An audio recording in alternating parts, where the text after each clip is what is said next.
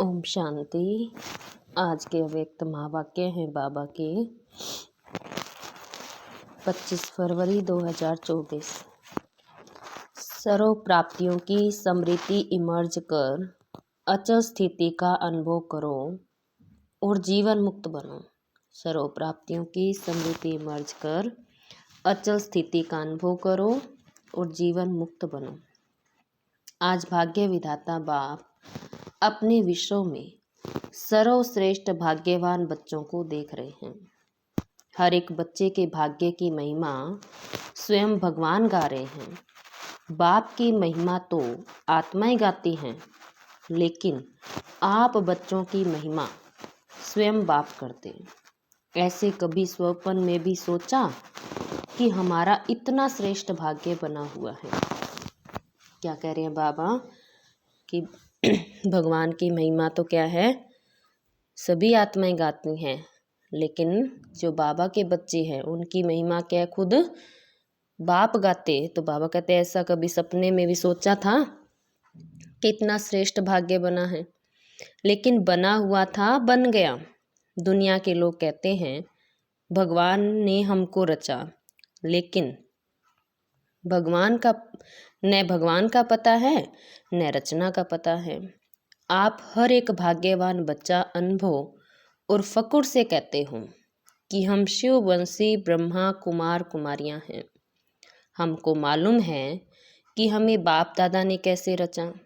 चाहे छोटा बच्चा है, चाहे बुजुर्ग पांडव है, शक्तियां हैं, किसी से भी पूछेंगे आपका बाप कौन है तो क्या कहेंगे? फलक से कहेंगे ना कि हमको शिव बाप ने ब्रह्मा द्वारा रचा, इसीलिए हम भगवान के बच्चे हैं। भगवान से डायरेक्ट मिलते हैं। न सिर्फ परमात्मा व भगवान हमारा बाप है, लेकिन वह बाप भी है, शिक्षक भी है और सतगुरु भी है। सबको यह नशा है तो ताली बजाई सबने, एक हाथ की ताली बजाना। अभी यह भी एक्सरसाइज बुजुर्गों को सिखानी पड़ेगी। बच्चों को खुश देख बाप दादा भी खुशी में झूलते हैं और सदा कहते हैं वाह मेरे हर एक श्रेष्ठ भाग्यवान विशेष आत्माएं। बाप के रूप में परमात्म पालना का अनुभव कर रहे हो। यह परमात्म पालना सारे कल्प में सिर्फ इस ब्राह्मण जन्म में आप बच्चों को प्राप्त होती है। जिस परमात्म पालना में आत्मा को सर्व प्राप्ति स्वरूप का अनुभव होता है, परमात्म प्यार सर्व संबंधों का अनुभव कराता है। परमात्म प्यार अपने देह भान को भी भुला देता है, साथ साथ अनेक स्वार्थ के प्यार को भी भुला देता है। ऐसे परमात्म प्यार परमात्म पालना के अंदर पलने वाली भाग्यवान आत्माएं हो। कितना आप आत्माओं का भाग्य है जो स्वयं बाप अपने वतन को छोड़ आप गोडली स्टूडेंट को पढ़ाने आते हैं। ऐसा कोई टीचर देखा जो रोज सवेरे सवेरे दूर देश से पढ़ाने के लिए आवे? ऐसा टीचर कभी देखा? लेकिन आप बच्चों के लिए रोज बाप शिक्षक बन आपके पास पढ़ाने आते हैं और कितना सहज पढ़ाते हैं। 2 शब्दों की पढ़ाई है। कौन से हैं वो 2 शब्द? आप और बाप। इन्हीं 2 शब्दों में चक्कर कहो, ड्रामा कहो, कल्प वृक्ष कहो, सारी नॉलेज समाई हुई है। और पढ़ाने में भी कितना दिमाग पर बोझ पड़ता है और बाप की पढ़ाई से दिमाग हल्का बन जाता है। बाबा कंपैरिजन कर रहे हैं कि लौकिक पढ़ाई पढ़ो तो उसमें कितना दिमाग भारी हो जाता है, और बाबा की पढ़ाई पढ़ने से जो मन में बातें होती है बाबा कहते वो भी खत्म हो जाती है, इसलिए हल्के हो जाते हैं। हल्के की निशानी है ऊंचा उड़ना। हल्की चीज स्वतः ही ऊंची होती है। तो इस पढ़ाई से मन बुद्धि उड़ती कला का अनुभव करती है। तो दिमाग हल्का हुआ ना, तीनों लोकों की नॉलेज मिल जाती है। तो ऐसी पढ़ाई सारे कल्प में कोई ने नहीं पढ़ी है। कोई पढ़ाने वाला ऐसा मिला? तो भाग्य है ना। फिर सतगुरु द्वारा श्रीमत ऐसी मिलती है जो सदा के लिए क्या करूं, कैसे चलूं, ऐसे करूं या नहीं करूं, क्या होगा, ये सब क्वेश्चन समाप्त हो जाते हैं। क्या करूं, कैसे करूं, ऐसे करूं, वैसे करूं, इन सब क्वेश्चन का एक शब्द में जवाब है। कौन सा? Follow father. साकार कर्म में ब्रह्मा बाप को फॉलो करो, निराकारी स्थिति में अशरीरी बनने में शिव बाप को फॉलो करो। दोनों बाप और दादा को फॉलो करना अर्थात क्वेश्चन मार्क समाप्त होना व श्रीमत पर चलना। यह मुश्किल है? पूछने की आवश्यकता पड़ती है क्या? कॉपी करना है, अपना दिमाग नहीं चलाना है। बाप समान बनना अर्थात फॉलो फादर करना मुश्किल है या सहज है? सहज है ना। 30 साल वाले हाथ उठाओ। अच्छा, 30 साल में मुश्किल लगा या सहज? अभी देखो, 30 साल वालों को भी सहज लगा, तो आप जो पीछे पीछे आए उन्हों के लिए मुश्किल है या सहज है? सहज है ना। गर्मी के कारण सभी के हाथों में रंग बिरंगे पंखे जो हिला रहे थे ना, पंखों से हवा ले रहे थे। अच्छा है, पंखों की रिमझिम भी अच्छी लग रही है, सीन अच्छी है। नवीनता तो होनी चाहिए ना, तो इस ग्रुप की यह नवीनता है। यह भी टीवी में आ गया। अच्छा है, सभी भाग भाग कर पहुंच गए हैं। बाप दादा भी स्नेह की मुबारक देते हैं। देखो, और जो भी हद के गुरु होते हैं कितने वरदान देते हैं, 1 या 10 ज़्यादा नहीं देते हैं, लेकिन आपको सतगुरु द्वारा रोज वरदान मिलता है। ऐसा गुरु कब देखा है? नहीं देखा ना, आप लोगों ने ही देखा, लेकिन कल्प कल्प देखा। तो सदा अपने भाग्य की प्राप्तियों को सामने रखो। सिर्फ बुद्धि में मर्ज नहीं रखो, इमर्ज करो। मर्ज रखने के संस्कार को बदल कर इमर्ज करो। अपनी प्राप्तियों को लिस्ट सदा बुद्धि में इमर्ज करो। जब प्राप्तियों की लिस्ट इमर्ज होगी तो किसी भी प्रकार का विघ्न वार नहीं करेगा, वह मर्ज हो जाएगा और प्राप्तियां इमर्ज रूप में होगी। बाप दादा जब सुनते हैं कि आज किसी भी कारण से कोई बच्चे मेहनत करते हैं, युद्ध करते हैं, योग लगाना चाहते हैं, लेकिन लगता नहीं है, सोल कॉन्शियस के बदले बॉडी कॉन्शियस में आ जाते हैं, तो बाप दादा को अच्छा नहीं लगता है। कारण क्या है? अपने भाग्य की प्राप्तियां इमर्ज नहीं रहती, मर्ज रहती हैं। फिर जब कोई याद दिलाता है तो सोचने लगते हैं होना तो ऐसा चाहिए। इसीलिए बहुत सहज पुरुषार्थ है, प्राप्तियों को इमर्ज रखो। जब से ब्राह्मण बने तब से अपने भाग्य को स्मृति में रखो। हलचल में नहीं आओ, अचल बनो। क्योंकि यह आबू में यादगार क्या है? अचल घर है या हलचल में है? पूछ रहे बाबा, अचल घर है या हलचल घर है? अचल घर है ना। यह किसका यादगार है? आपका यादगार है। तो जब भी कोई सूक्ष्म पुरुषार्थ का मार्ग मुश्किल लगे, बुद्धि ज़्यादा हलचल में हो, तो अपने यादगार को स्मृति में लाओ। कई बार बच्चे ज्ञान की पॉइंट बोलते भी हैं कि मैं आत्मा हूँ, ड्रामा है, यह तो विघन है, यह साइड सीन है। बोलते भी रहते हैं लेकिन हिलते भी रहते हैं, हिलते हिलते बोलते रहते हैं। जब ऐसी बुद्धि बन जाए तो अचल नहीं हो सकेंगे। तो मधुबन का अचल घर याद करो। यह तो स्थूल चीज़ है ना, सूक्ष्म तो नहीं है, आँखों से देखने की चीज़ है। मेरा यादगार अचल घर है, हलचल घर नहीं है।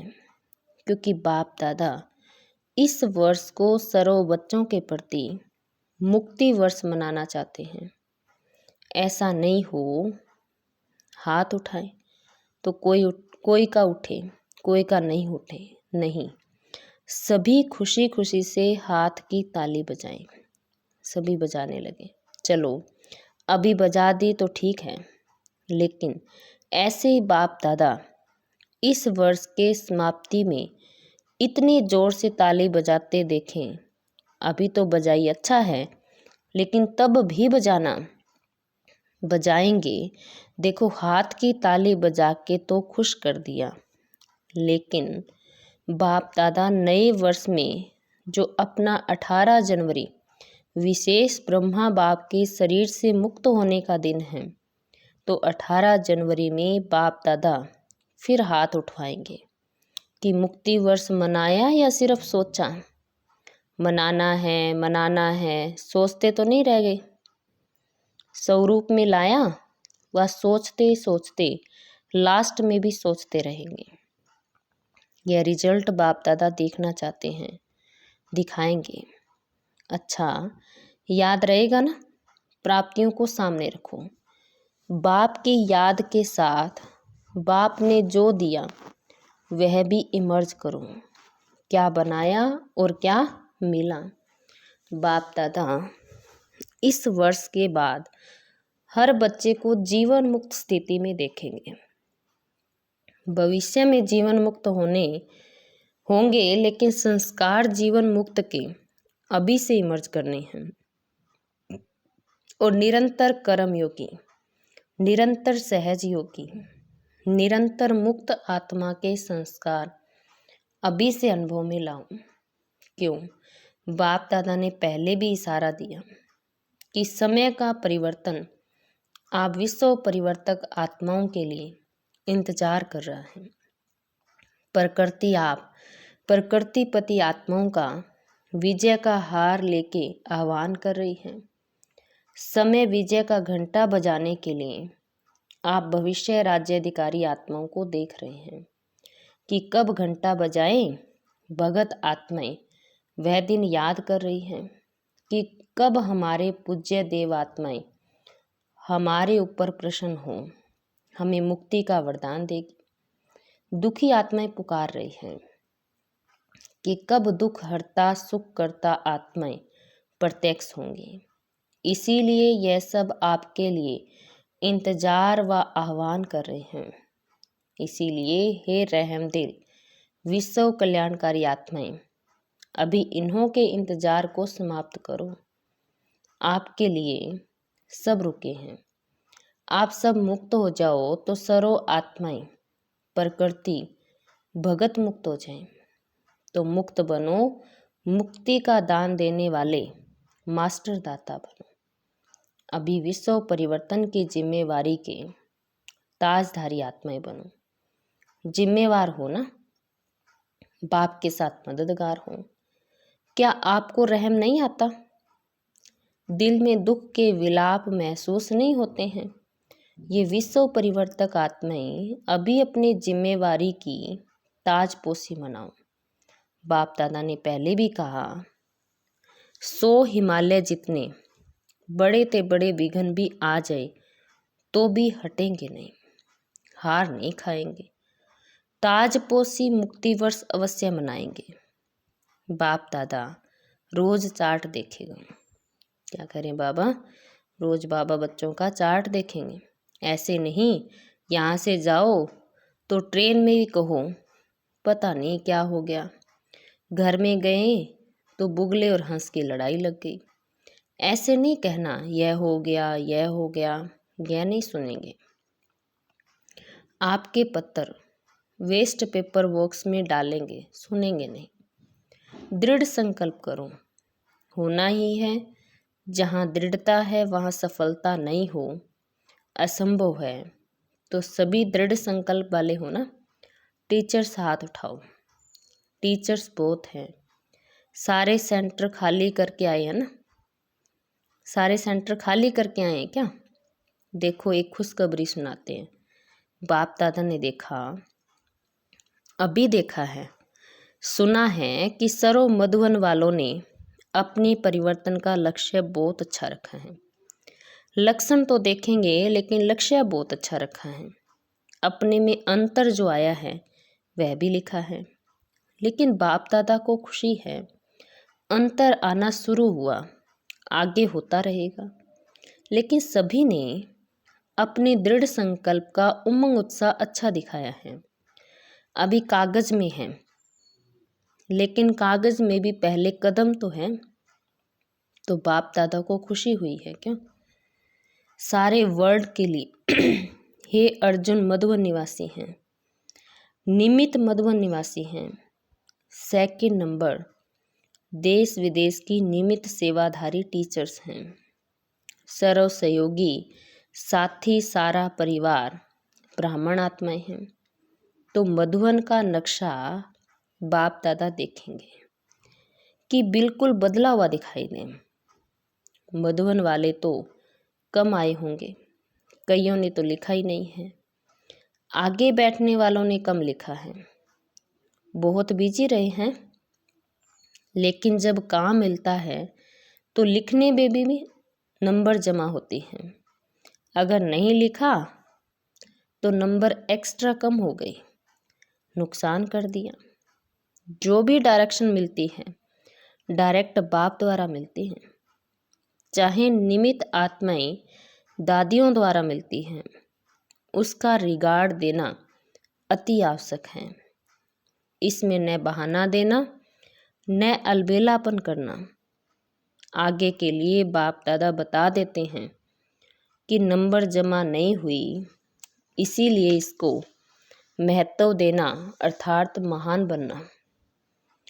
हल्की बात नहीं करो। बच्चे बड़े चतुर हैं, कहेंगे बाप दादा तो जानता ही है ना। जानते तो हैं, लेकिन कहा क्यों? जानते हुए ही कहा ना। तो ऐसे छुड़ाना नहीं चाहिए। बहुत ऐसा कार्य है छोटे छोटे जिसको हांजी करने में एक्स्ट्रा नंबर जमा होती हैं। कई ऐसे स्टूडेंट हैं जो किसी भी पास्ट के संस्कार के वश बहुत अच्छे उमंग उत्साह में बढ़ते हैं, लेकिन कोई न कोई सुनहरी धागा, बहुत महीन धागा उनको आगे बढ़ने नहीं देता।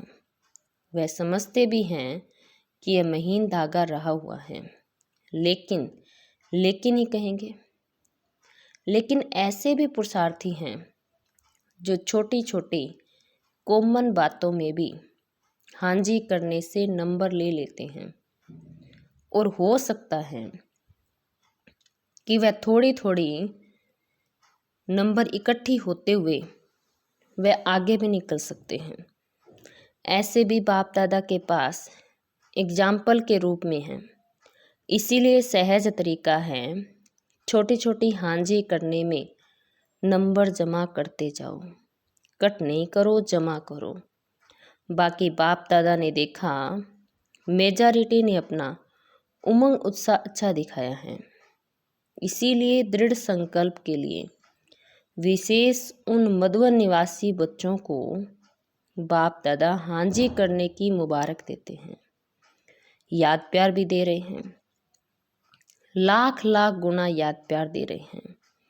क्या कह रहे बाबा? लाख लाख गुना याद प्यार। क्यों? मधुबन है बाप दादा के स्वरूप को प्रत्यक्ष करने का शीश महल। तो एक बात की खुशी है, अभी कागज में आया हुआ कर्म में लाना ही है। ठीक है ना? अच्छा, मुबारक हो। अभी अगर आप सभी को अचानक डायरेक्शन मिले कि अभी अभी अशरीरी बन जाओ, तो बन सकते हो कि हलचल होगी? क्यों? लास्ट समय का यही अभ्यास पास विद ओनर बनाएगा। तो अभी बाप दादा भी कहते हैं, 1 सेकंड में सब बातों को किनारे कर अशरीरी भव। बाबा ने फिर ड्रिल कराई।